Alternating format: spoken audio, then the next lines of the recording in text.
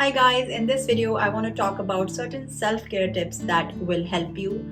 First is to get your blood work done every year, especially if you are above 30 and have a genetic predisposition to a chronic illness. And for women, make sure to get your pap smear done every couple of years as advised by your doctor. And once you reach 40 years old, then of course get your mammogram done. And don't skip the dentist visit. These are very important for early detection and prevention of many diseases. Sometimes we feel we are young and we don't need to get this done, but trust me, this is very important for your long term health. A lot of times we hear that somebody was only 40 years old or 35 years old and they had a heart attack.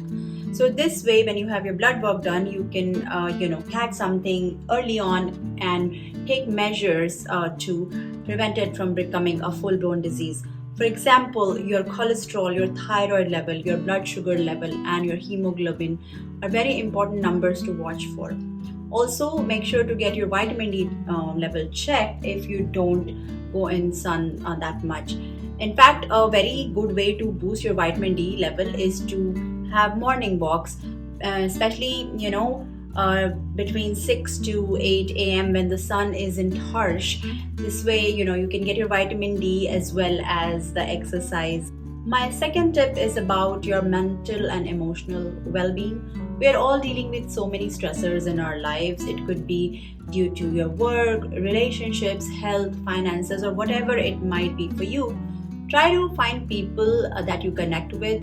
It could be, a special family member or some trusted friends to kind of just vent things out. You don't want to keep those feelings inside of you because the chronic stress can lead to many long-term illnesses, including cardiovascular diseases. So make sure you find someone to talk to who can just listen to you, and maybe sometimes they can advise you to how to feel, how to make you feel better.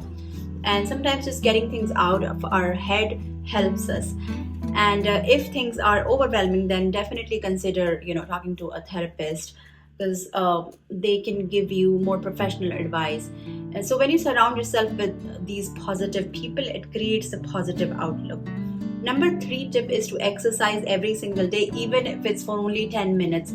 Sometimes we don't do anything at all because we can't get those 30 minutes to exercise each day. A lot of us feel that 10 minutes walks are useless, but we're wrong here. Something is better than nothing. Every bit of movement counts. Ideally, you should be able to get 10,000 steps a day, but if you can't get that level yet, do whatever you can. If you have a really sedentary lifestyle, start small and slowly increase your exercise duration. I have a yoga 15-minute workout, so you can check it out in the cards above. Sometimes it makes sense to join a fitness class if you're not disciplined. Once you register for a class and pay money, you tend to stick to it. So find something of your interest, a sports, dance, yoga, or whatever you enjoy. Moreover, a lot of us are spending a lot of time working on our screens all day and we don't move that much, which is not very healthy. So it becomes very important to take breaks throughout your work hours. I try to do every 30 minutes. I get up and to drink water, and then I would do some few stretches for my shoulder, arms, and legs, and around my neck area. Also, while sitting, if I start slouching, I have to put reminders on my phone to correct my posture.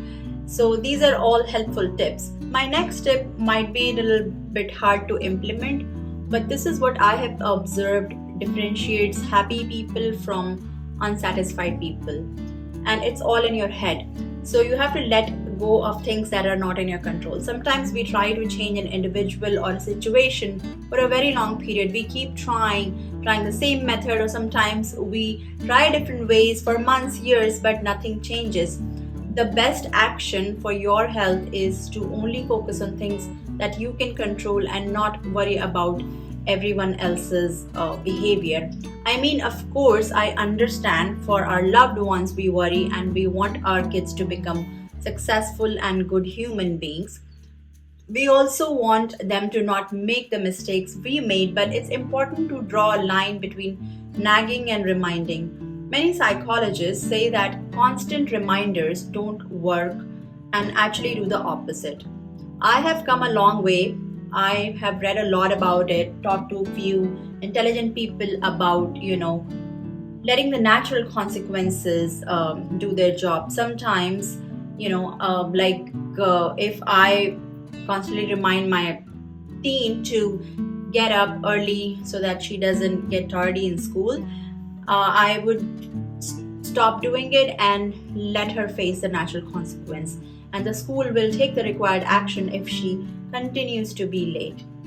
The kid naturally starts feeling the embarrassment. My next tip is to join some type of group that's for your happiness. It could be uh, like like-minded people. Like if you're a mother, find a mom's group, and this way you're away from all the stress and workload in your life, and you're just having fun, which is very good for your mental health.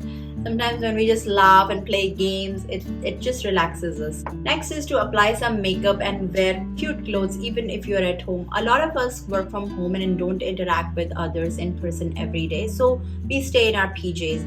I feel when I apply a little bit of makeup, even a lipstick or eyeliner, when I wear cute clothes, style my hair, it increases my confidence looking at myself in the mirror. So get a mani-pedi, massage, or whatever it is that makes you feel good about yourself. Also for your skin, if you step out, make sure to wear sunscreen with SPF of 30 or higher between 9 a.m. to 6 p.m. A lot of it might seem like common sense, but try to eat healthy, wholesome food and include all food groups. Unless your doctor has advised you to completely restrict a certain type of food. If you lack balanced diet, try multivitamins to cover it up. Also, probiotics and prebiotics are good for your gut health. So if you can't eat enough yogurt or fermented foods regularly, adding probiotic and prebiotic supplements should help you, especially if you have stomach related issues. And I strongly believe that doing diets that you cannot sustain doesn't give long term benefits, and you may miss on key nutrients when you follow any fad diet. I feel the key to good health is moderation, so enjoy everything in moderation.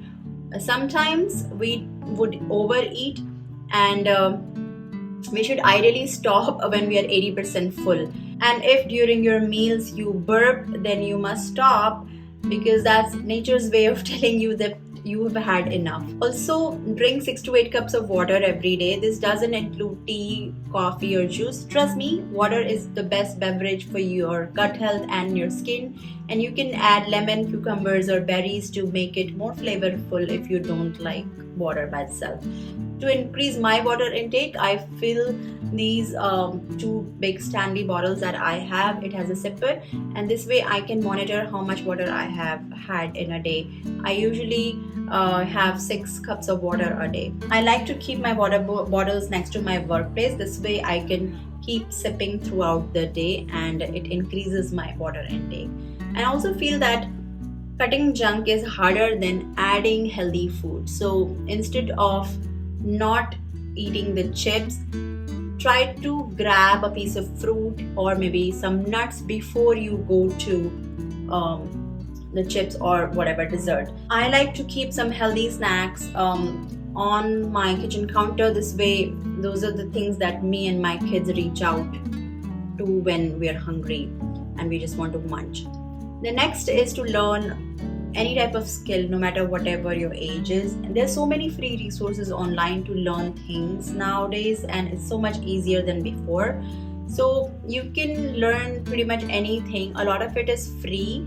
For some, you may have to pay some money, but when you learn a new skill, it just enriches you, and you just feel very relevant. Sometimes we think that we're not good enough, but you have to make that change in your thought and say that I may not be good enough yet, but if I practice, I will get better. So you get into that growth mindset. And talking to a camera and creating these type of videos was all new to me. And I have been doing it for now almost 1.5 years. And I script my videos, and I never believed that I could be a writer or YouTuber, but I learned those skills. I also learned how to manage my time better to include this as a side hustle in my already busy life. So, yes, it is never too late to learn a new skill, and you will be surprised that a lot of times the dying people have this regret that they did not pursue that hobby or learned anything new. So I hope this video gives you the inspiration to take action for your physical and mental health and your overall well-being. I also have another channel on personal finance where I talk about ways to handle your money and grow your wealth. So you can also check that one out. And if you still have time, you might consider watching this video which is shown on the screen. I will see you in my next video. Please hit the like button if you enjoyed today's video. Take care. Bye.